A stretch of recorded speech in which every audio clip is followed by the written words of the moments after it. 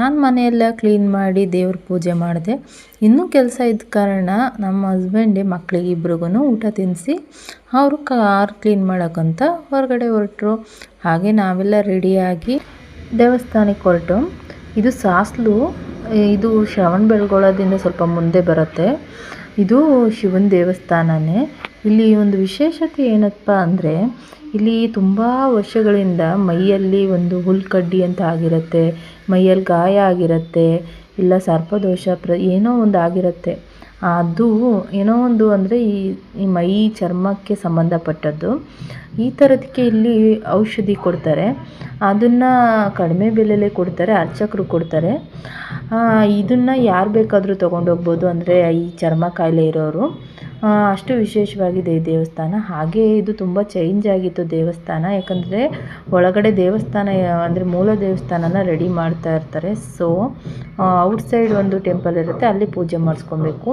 ಮತ್ತು ಇನ್ನೊಂದು ವಿಶೇಷತೆ ಏನಂದರೆ, ಈ ಕೊಳದಲ್ಲಿ ನೀರನ್ನ ತೊಗೊಂಡು ಬಂದು ಅಲ್ಲೇ ಸ್ನಾನ ಮಾಡ್ತಾರೆ. ಅಂದರೆ ಕೊಳ ಕಿಳಿಯೋಗಿಲ್ಲ, ಬಿಂದಿಗೆಯಲ್ಲಿ.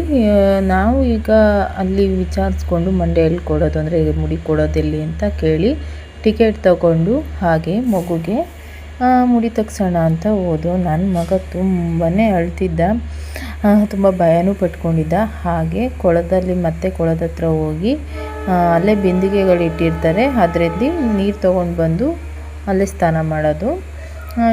ಇಲ್ಲಿ ಹೋದವರೆಲ್ಲ ಸ್ನಾನ ಮಾಡಿಕೊಂಡೇ ಬರ್ತಾರೆ, ಯಾಕಂದರೆ ಅಷ್ಟು ಪವಿತ್ರವಾಗಿರುತ್ತೆ. ಯಾವುದೇ ಚರ್ಮ ಕಾಯಿಲೆ ಇದ್ರೂ ಕೂಡ ಹೋಗುತ್ತೆ. ಅಲ್ಲಿಂದ ನಾವೆಲ್ಲ ಪೂಜೆ ಮುಗಿಸ್ಕೊಂಡು ನೆಕ್ಸ್ಟ್ ಅಲ್ಲಿಂದ ಸ್ವಲ್ಪ ಮುಂದೆ ಊರೊಳಗಡೆ ಬರುತ್ತೆ. ಇದು ಶಂಭುಲಿಂಗೇಶ್ವರ. ಇಲ್ಲಿ ಬರೀ ನಾಗರ ಕಲ್ಲುಗಳು ಮಾತ್ರ ಇದೆ, ಮತ್ತು ಶಿವನ ಒಂದು ಪೂಜೆನೂ ಕೂಡ ಮಾಡ್ತಾರೆ. ಇಲ್ಲೂ ಕೂಡ 2 ದೇವಸ್ಥಾನದಲ್ಲೂ ಕೂಡ ದೇವರ ಒಂದು ಮೂಲ ಸ್ಥಾನ ರೆಡಿ ಮಾಡ್ತಾ ಇರೋದ್ರಿಂದ ಹೊರಗಡೆನೇ ಪೂಜೆ ಮಾಡ್ಕೊಳ್ತಿದ್ದು. ಇಲ್ಲಿ ಕೂಡ ಕೊಳ ಇದೆ, ಬಟ್ ಸ್ನಾನ ಎಲ್ಲ ಅಲ್ಲೇ ಮಾಡ್ಕೊಂಡು ಬರೋದು.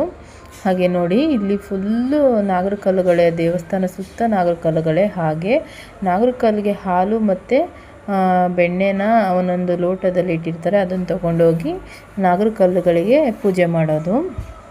ಇಲ್ಲಿ ತುಂಬಾ ಚೆನ್ನಾಗಿದೆ, ಮತ್ತು ಜಾಗ ನೋಡೋದ್ರಂತೂ ತುಂಬಾ ಇಷ್ಟ ಆಗುತ್ತೆ, ಅಷ್ಟು ಚೆನ್ನಾಗಿದೆ. ಹಾಗೆ ಊಟದ ವ್ಯವಸ್ಥೆ ಕೂಡ ಅಲ್ಲಿದೆ. ನಾವು ಈ ನಾಗರ ಕಲ್ಲಿಗೆಲ್ಲ ಪೂಜೆ ಮಾಡಿ ಹಾಲು ಎರೆದು, ಹಾಗೆ ಮಕ್ಕಳು ಅಲ್ಲಿ ಆಟ ಸಾಮಾನೆಲ್ಲ ಇರುತ್ತೆ, ಅದನ್ನೆಲ್ಲ ತಗೊಟ್ಟು ಹಾಗೆ ಊಟ ಮಾಡಿಕೊಂಡು ರಿಟರ್ನ್ ಹಳ್ಳಿಗೆ ಬಂದು. ಇವತ್ತಿನ ಈ ವ್ಲಾಗ್ ನಿಮ್ಗೆ ಇಷ್ಟ ಆಗಿದ್ದರೆ ಪ್ಲೀಸ್ ಫಾಲೋ ಮಾಡಿ. Thank you everyone.